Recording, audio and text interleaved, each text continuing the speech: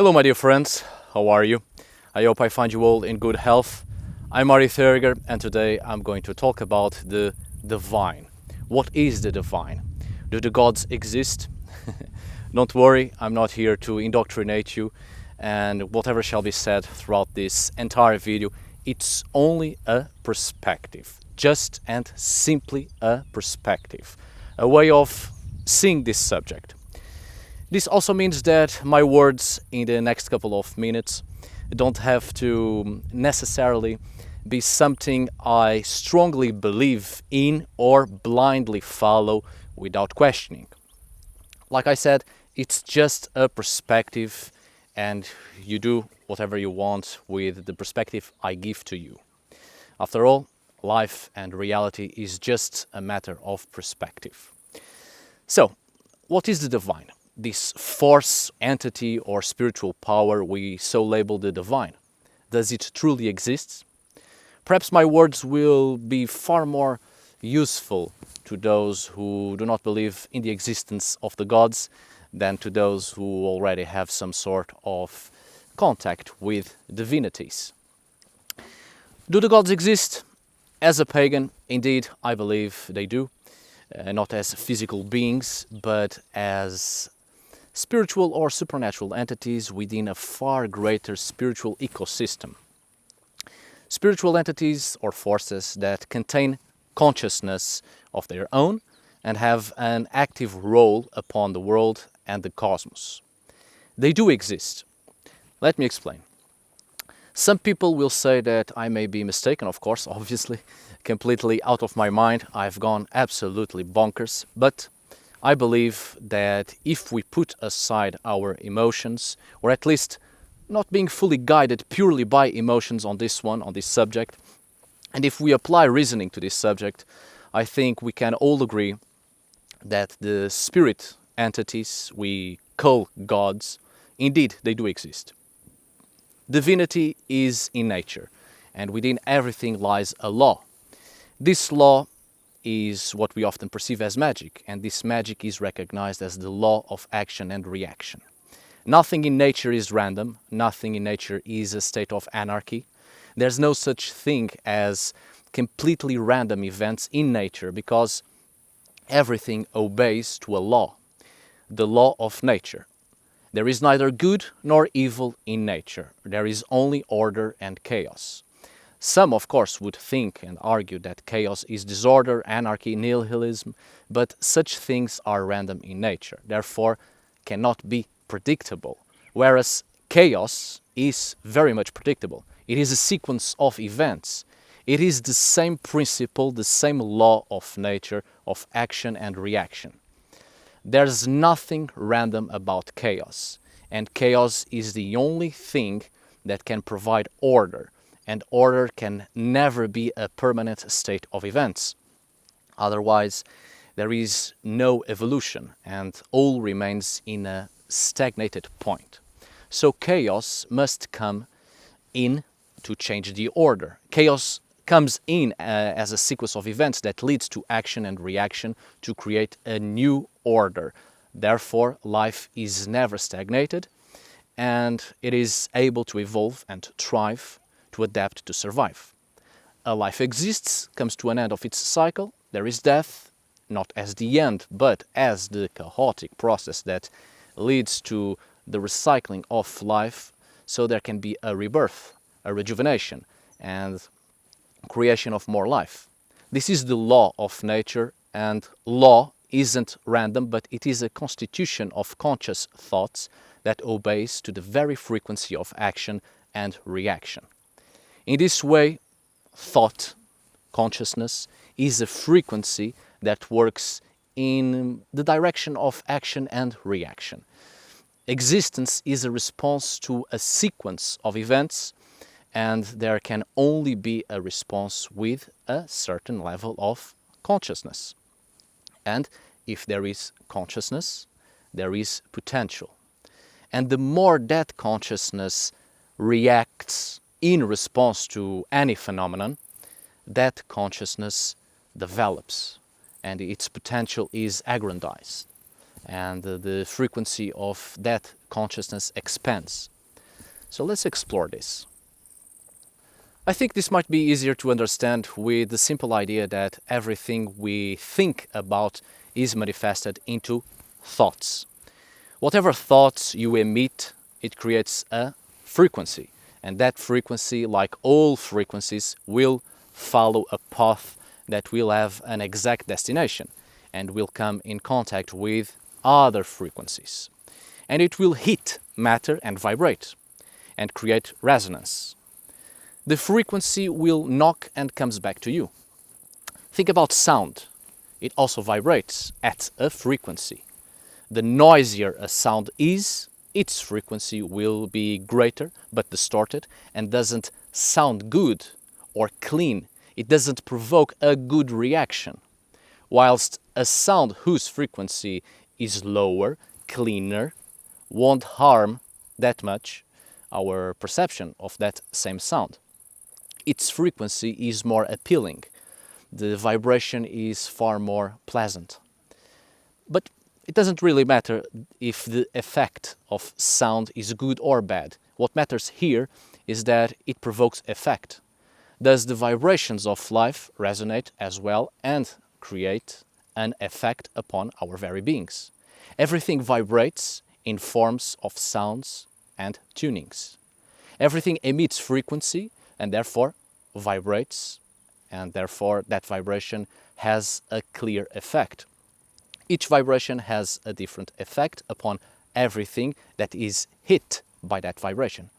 So I'm guessing we need to be focused, perhaps, on emitting subtle forms of frequency, because no matter what, every thought we have creates frequency, and therefore a vibration, and it will have effect upon us and everything else this vibration hits or comes in contact with.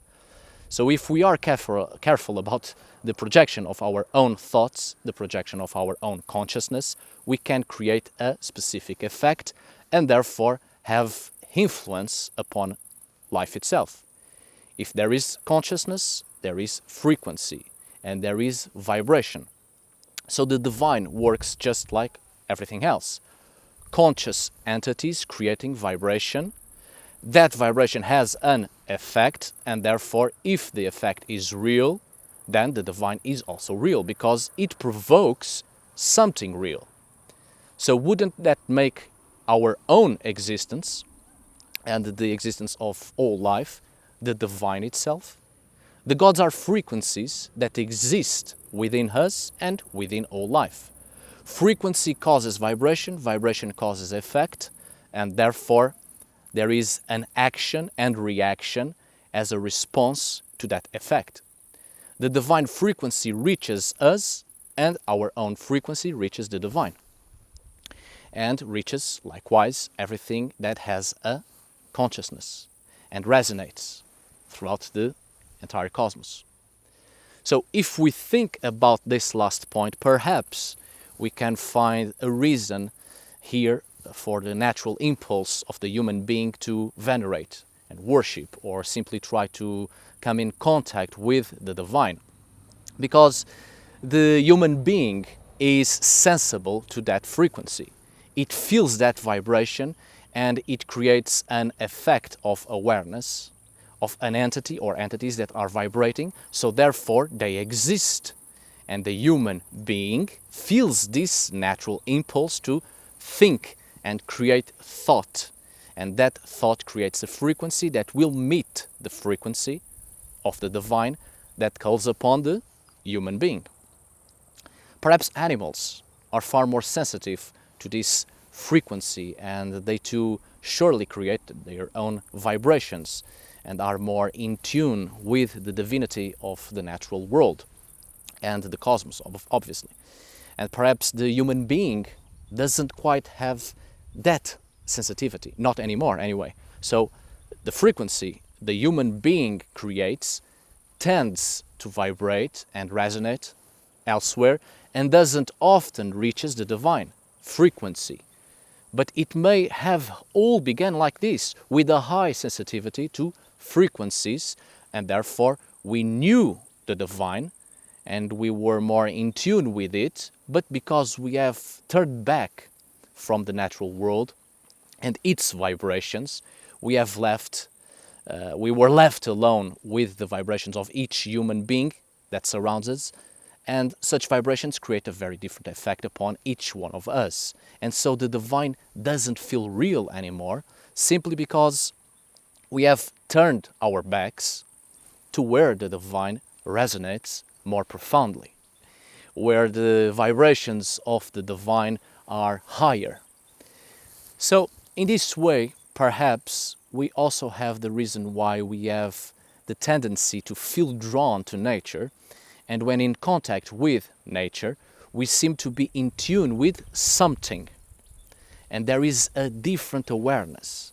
There is certainly something magical that creates a sense of wholeness. In nature, we sense the vibrations of the divine, because such vibrations also lie within ourselves. And one frequency reaches another and resonates and creates effect, the effect of awareness and a sense of completion of the self, a sense of belonging.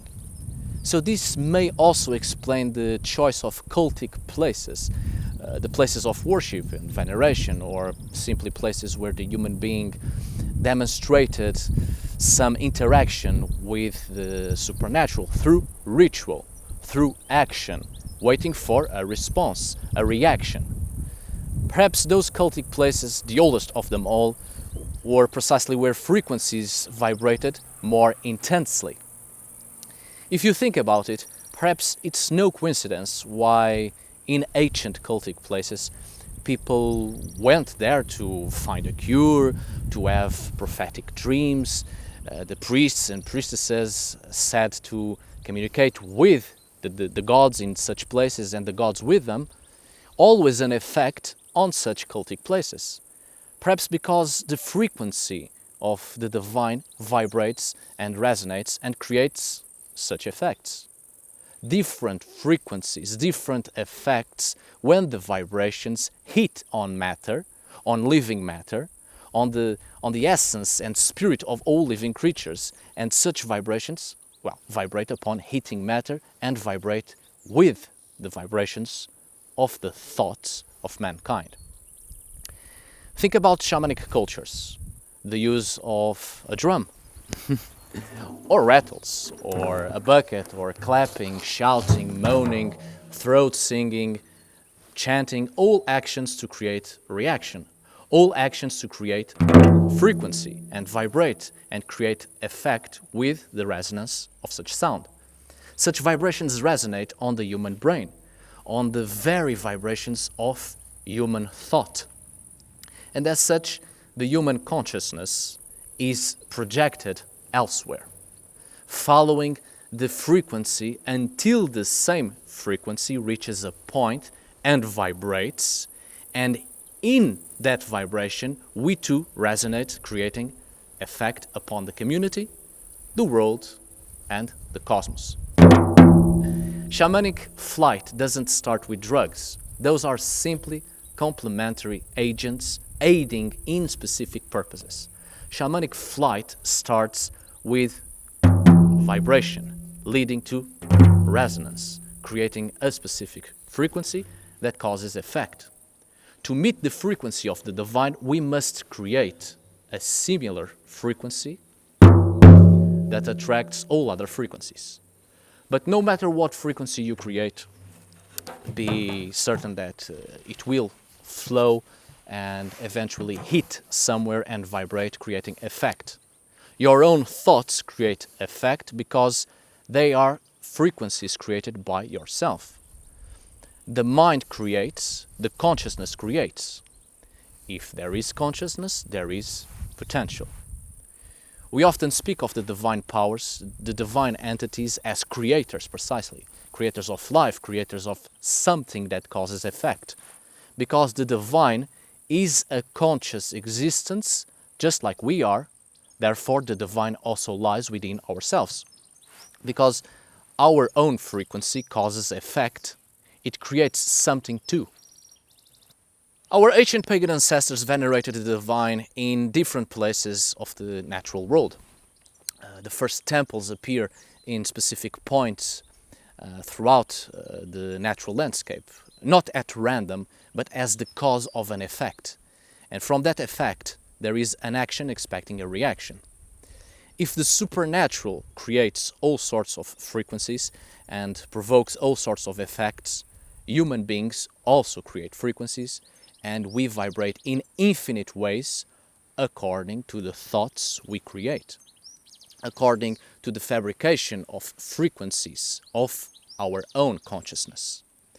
The act of venerating, of worshipping the divine, may have started from the simple action of thought, projection of consciousness to meet the projection of consciousness of the supernatural. The wants and wishes of the mind expecting a retribution when such thoughts, such frequencies reach the supernatural, and it vibrates, creating effect upon the supernatural, leading to a reaction. And as such, the supernatural entities react to our frequencies, sending their frequencies back, vibrating according to the vibrations they receive and creating effect upon us when the vibration resonates in our space of existence and within ourselves. So everything is a question of frequencies and vibrations in a great web that is resonating all around. Such resonance causes effect that leads to the construction of realities, such realities being the product of consciousness. Our ancestors that retained a more animistic worldview believed that the supernatural, the spiritual world in general, wasn't in some place far off in the sky, but all around. Animistic peoples believed, and still do, that we are already inserted in the spiritual world. There isn't a clear separation of realities as we normally do nowadays. The animistic mind has the sense of the whole, and all living creatures coexisting in the same spiritual ecosystem. Everything is part of the same spiritual existence, like a web. And maybe it's a web of frequencies, the frequencies of each consciousness causing action and reaction. So the effects upon everything that exists is the cause of consciousness. So in that way, the divine interacts and we interact with it, because we are all creating some effect. And everything will take action and have a reaction according to the effect we create with our consciousness. So whatever comes from the divine, we often call blessings. Maybe such blessings are the effects of our own projected consciousness. We receive what we project, and we project what we receive. The animistic mind understands this as a symbiotic relationship with the supernatural. In this way, the divine essence also dwells within us. It's in our very existence, within our lives. We are the divine, and the divine is in everything and is everything. It's a question of consciousness and projection of consciousness. So be careful with your own thoughts. They will certainly emit a frequency, and the vibrations will create effect, whatever that effect may be and however it might resonate when it hits something. So, as I said, we receive what we project and we project what we receive. Thus, we will attract all sorts of effects which are the reaction to our action. So we attract frequencies, we attract an entire symphony that makes who we are. We attract tunes and music that will attract the melodies that will need to be heard by us in order to clarify our consciousness, so we can better manifest it in the divine cycles of frequency throughout the cosmos. Your thoughts make all the difference. So, what have you been thinking these past days? What sort of consciousness have you been projecting? Whatever you think about, the frequency of it shall be met and another frequency returned to you. These frequencies are power. This is magic. Life is teeming with magic, with frequencies. A certain thought or a certain projection of a consciousness will create effect, therefore it creates a meaning.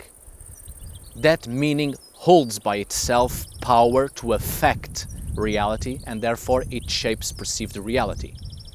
By the observance of the behavior of all things in the natural world, we perceive meaning, and with meaning we understand and know how to act, how to create meaning of our own to affect our surroundings and affect our own lives.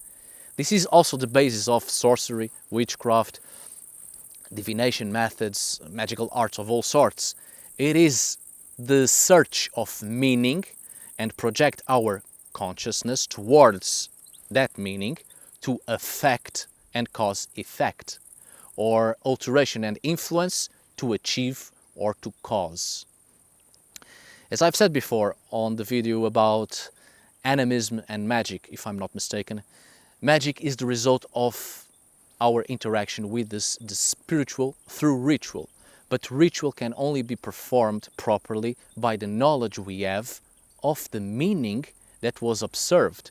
And the meaning is the manifestation of the consciousness of the supernatural. Magic is the reception of gifts, and such gifts are the reaction to our action, the resonance to our own resonance, the projected consciousness that vibrates in tune with the vibration of our own consciousness. Reflect on all of this and start to take in mind the things you want to receive from others. In order to receive, you must also give. A gift for a gift is something quite present, as you know, in heathenry. For instance, the modern religious manifestation based on Germanic beliefs. A gift for a gift doesn't have to necessarily be something materialistic. In order to receive, you must also give. So be what you want to see in others. Open your mind to allow frequencies to penetrate the very fabric of your own consciousness, which will illuminate your own spirit, your own essence. Change starts in your mind. So, what is the divine? And is the divine even real? Of course it is. It lies within your own consciousness, but that doesn't mean that it's not real. It only means it lives within you and you live within it. It's all a question of perception and how and to where you project that perception. And of course, this entire video in itself is just a perception. Alright, my dear friends, thank you so much for watching. I hope you have enjoyed this video. Remember, this was just a perception. Once again, thank you so much for watching. See you on the next video. And as always, tack för idag.